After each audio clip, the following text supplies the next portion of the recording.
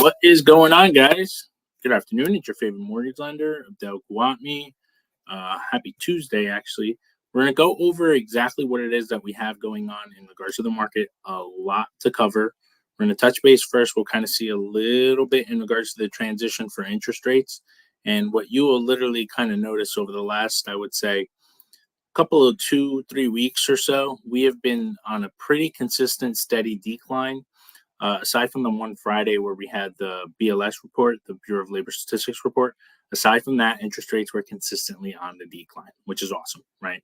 So now we're going to go over a little bit in regards to the market. What's the expectations? What happened last week? There was such jam-packed stuff when we talked about last week. We know the Federal Reserve met. The Federal Reserve went ahead and once again confirmed that they are not going to be hiking or cutting rates. They're going to be pausing, once again keeping interest rates at the highest level. They hiked 11 times since May of 2022, which we know, right? Now, we also know that the federal funds rate is not the same as the overnight borrowing rate for banks. It's significantly different. So make sure you guys stay on so we can go over a lot of these different expectations, right? We know that the Fed's number that they want to hit is that 2% inflation number, okay? So that 2% inflation number, we are slowly making there. Last week, we got some updated numbers in regards to the CPI and PPI, Producer Price Index, which we're going to dive into right now. CPI came in and showed once again a slowdown in regards to beating expectations, what people want to spend. That's what we need to see. We need to see people starting to spend less money. We are seeing cracks in regards to the inflation market. We are seeing cracks in regards to consumer spending, and we're seeing less jobs being created. Again, kind of a little scary in regards to that stuff, but this is the type of data that we need in order for the Fed to look to pivot and change their stance. Now, again, we saw also, aside from the CPI Consumer Price Index report, we saw a lot of different fluctuations in regards to producer price index, the cost to make things, okay? So the cost to make things also was consistently on a decline. So what happens is at one point is if the cost to make things are more expensive, it translates into homeowners, which end up spending more money. Now, if we start seeing that consistency with consumers spending less money, very high delinquency ratios, and we start seeing that things cost less in order to obtain, that is going to help the data that we're looking for. And again, talking about aside from inflation, as you guys know, we always talk about the employment market. We know that 2 weeks ago, we saw that the least job openings under the JOLTS report in over 3 years. We saw simultaneously the ADP report, private payrolls beat expectations with not a lot of jobs being created. And then we're now seeing, as of last week, initial jobless claims, which comes in every single week, also was at a 10-month high, meaning people are simultaneously being let go, and they just truly cannot go back and recoup and get new jobs as well. So that is something that is very, very important for us to monitor because those are small little fluctuations that we really want to make sure that we're keeping a very close eye on for, right?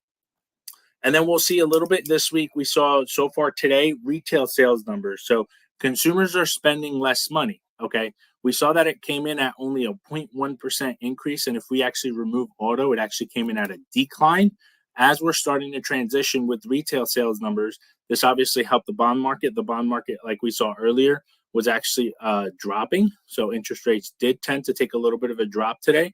And I was sharing this earlier. If we were to kind of take a look at where we're kind of slowly again moving on that slow decline trend, right? We were almost as high as at one point we creeped into 7.5, a little over 7.75. We're creeping now back consistently all the way down to the 7% mark. We just went shy under that just a little bit a while ago, and then we kind of turned the corner on that.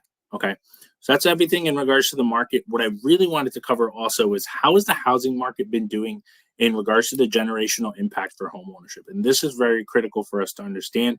I ran into this through a couple data resources and so excited to share it with you guys, right? We did see, again, data earlier this week from the Realtor.com in regards to millennials truly just not being overburdened in reference to the costs and comparisons to previous generations. So if we look at generations over time, in 1980, right, boomers were entering the prime of their housing market, interest rates were over 16%. And the average monthly home payment was over 34% year over year. That's crazy. Right now, currently, if we were to take a look at the boomers who just turned 30, right, again, that typical mortgage payment is almost 33.2%. That is the highest of any living generation when we talk about home boomers. We are also seeing average median income, and this part is critical. We started seeing that millennials who turned 30, the typical mortgage payment increase averaged only 22.5%. And then thereafter was 25.8 for Generation X, or generally those 44 to 59, and then 22% for what's called the silent generation. Those are obviously that are a little bit on the older side. We're seeing also the different share in regards to buyers and sellers. Of course, generally the prime is usually the Gen Xers and the young boomers, which is what we're seeing them having a massive impact in regards to them probably selling and looking to move into 55-year-old communities and things on that nature, or just truly just downgrading in reference to the household that they have. And then when we talk about the Gen Z buyers, again, that is generally the new buyers that are entering the market right now. Gen Z buyers, again, buyers and sellers made up about 3% buyers, 2% sellers, which is consistent, again, showing similar to what we saw before. We're also seeing in reference to millennials. Millennials, their jobs are 25 to 33-year-olds, their ages, I should say. And again, they make up the largest share of homeowners. That's generally when you're first starting out, whether it's with a family or first looking to get into the home buying process. We have the Generation X that makes only about 4% of recent home buyers, right? This group, though, although is the highest income paid earners that we see within this market, okay? And we'll see a little bit of those buyers that are ethnically diverse, and but 28%, again, were a race other than white or Caucasian, which is very big to look at. Then the baby boomers, again, those are generally the ones that are either have downgraded and they're simultaneously looking at, they've made up about 19%, which is actually surprising personally. 19% of recent home buyers that were within the market, and then buyers that were aged 59 to 68 also moved second furthest from the distances to their home, likely because they're probably getting retired. And then we'll see again the silent generation. That's obviously the smallest share of home buyers. And we also saw a little bit of a fluctuation in regards to that. Those who are generally making compromises and had the shortest search length at a median of only 6 weeks, right? Not a lot of requests, probably school systems and stuff like that. Now, if we look at interest rates, interest rate historically speaking, guys, we're seeing, of course, I know you guys have heard this before, interest rates are very, very much higher back in the 80s and after the Great Recession. We've seen a little bit of a downward trend really consistently. If we take a look at over here, been at that average of what we're truly, truly looking to get into. Now, one part that I shared, and I shared this earlier with some of my community members, was we take a look at how do home elections impact the housing market. So this is very interesting to see. Home sales actually went up after 9 of the last 11 presidential elections. We also saw, once again, home prices basically went up almost every year. 7 of the last 8 presidential elections, we saw that home prices simultaneously continue to appreciate, which is consistent when we look at the home property and home appreciations over a consistent level.